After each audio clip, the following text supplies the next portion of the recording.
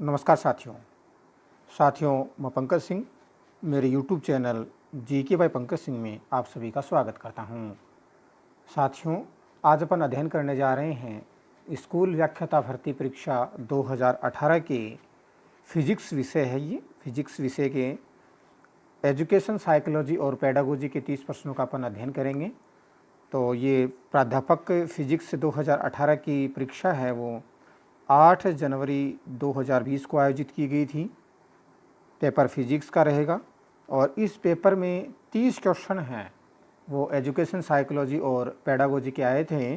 तो उन प्रश्नों का अपन अध्ययन है वो आरपीएससी के द्वारा जारी आंसर की 20 मार्च 2020 को जो आरपीएससी ने ग्रुप बी के फिजिक्स विषय की जो आंसर की जारी की थी उस आंसर की के अनुसार ही अपन इन 30 प्रश्नों का वो सॉर्ट आउट हम करेंगे। तो शुरू करते हैं अपना पहला प्रश्न। विकास के विभिन्न पक्ष हैं। आंसर होगा आंसर नंबर 4 उपरोक्त सभी। अगला प्रश्न, पियाजे के अनुसार निम्नलिखित में से कौन से काल में बालक का लंबाई, क्षेत्रफल और आयतन संरक्षण की समझ विकसित हो जाती है। 95 का जो आंसर है इसका आंसर नंबर रहेगा 1 मूर्त संक्रियात्मक काल। अगला प्रश्न, किशोरावस्था में मार्गदर्शन के लिए शिक्षा में कौन सी व्यवस्था करनी पड़ेगी। 96 का जो आंसर रहेगा आंसर नंबर 4 उपरोक्त सभी। प्रश्न 97 की ओर बढ़ते हैं अपन। किशोरावस्था में संवेगात्मक विकास हेतु अध्यापक की भूमिका होनी चाहिए। 97 का जो आंसर होगा वो 1 नंबर होगा सहयोगात्मक।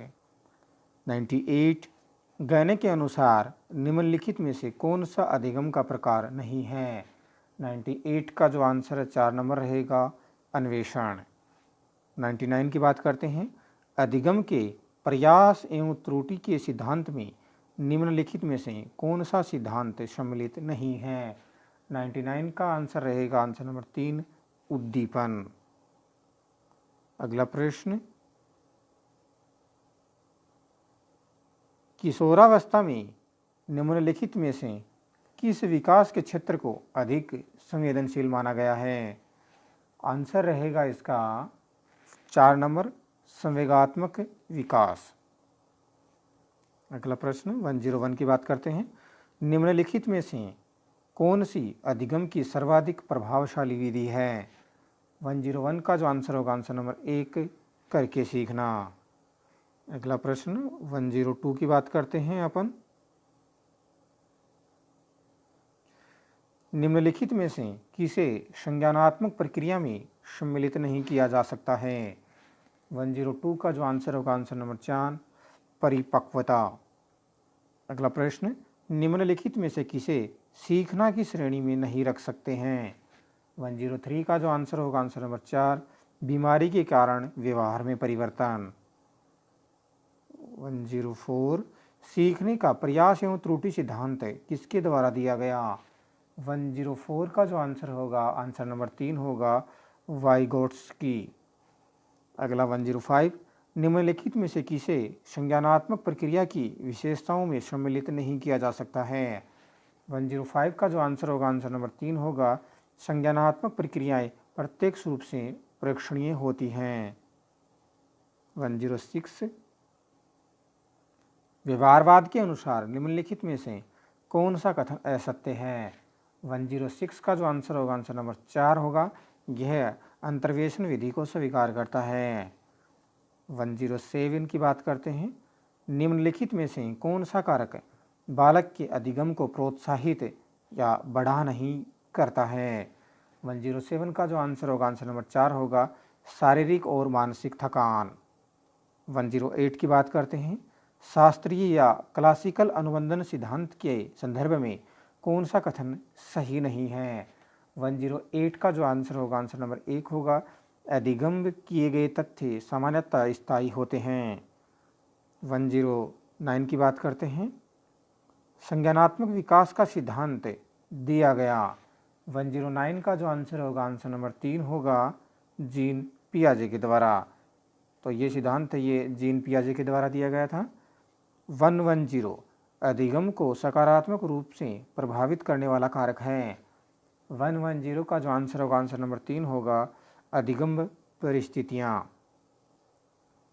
अगला, कोहलबर्ग के अनुसार व्यक्ति का वह स्तर जिसमें उसके दूसरों के प्रति मूल्य, विश्वास, देखभाल और वफादार या निष्ठावान होना उसके नैतिक निर्णयों पर आधारित होते हैं, वह है।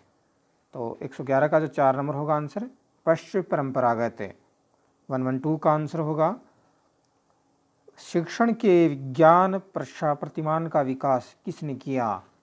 तो 112 का जो आंसर होगा वो जोसेफ जे शक्वाब। 113 की बात कर लेते हैं अपन। कंप्यूटर सहायक अनुदेशन का उपयोग किया जाता है। 113 का जो आंसर होगा, आंसर नंबर 4 होगा, उपरोक्त सभी में।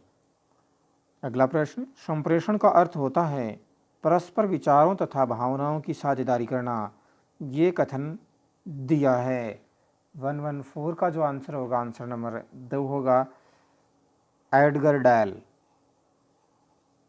115 की बात करते हैं। निम्नलिखित में से कौन सा विकास की प्रकृति को सही रूप में प्रदर्शित करता है? 115 का जो आंसर होगा, आंसर नंबर 1 होगा, विकास एक सतत प्रक्रिया है। 116, इनमें से कौन सी विशेषता किशोरावस्था की नहीं है? 116 का जो आंसर होगा, आंसर नंबर 4 होगा, समायोजन है। समायोजन है, ये किशोरावस्था की विशेषता नहीं है। 117 की बात करते हैं। किशोर स्वयं के लिए एक समस्या होता है, यह कथन दिया गया। 117 का जो आंसर होगा, आंसर नंबर 4, हरलॉक। 118 की बात करते हैं। अनुकूलित अनुक्रिया उद्दीपकों की अनुक्रिया द्वारा व्यवहार का स्वचालन है, जिसमें उद्दीपन पहले अनुक्रिया के साथ होती है किंतु अंत में वह स्वयं उद्दीपन बन जाती है। सीखने का ये सिद्धांत किसने दिया? 118 का जो आंसर होगा, आंसर नंबर 3 होगा, पावलोव। 119 की बात करते हैं। निर्देशन की प्रकृति के विषय में निम्नलिखित में से कौन सा कथन सही नहीं है? 119 का आंसर होगा 3 नंबर, यह हमेशा के लिए एक बार की क्रिया है। 120 की बात कर लेते हैं। परिपक्वता की विशेषता है। 120 का आंसर होगा, आंसर नंबर 4, उपरोक्त सभी। 121, मानसिक स्वास्थ्य का अर्थ है वास्तविकता से पर्याप्त सामंजस्य करने की योग्यता, ये कथन दिया गया। तो 121 का जो आंसर होगा, आंसर नंबर 3, लैडेल के द्वारा। 122 की बात कर लेते हैं। निम्नलिखित में से कौन सी विशेषता एक संवेगात्मक बुद्धि के व्यक्ति की नहीं है?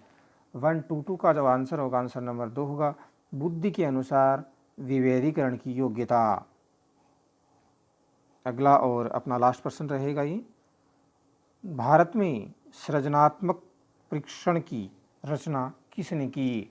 123 का जो आंसर होगा, आंसर नंबर 2 होगा, बाकर मेहंदी।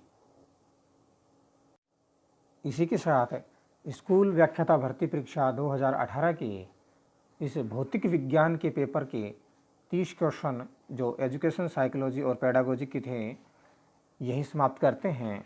धन्यवाद।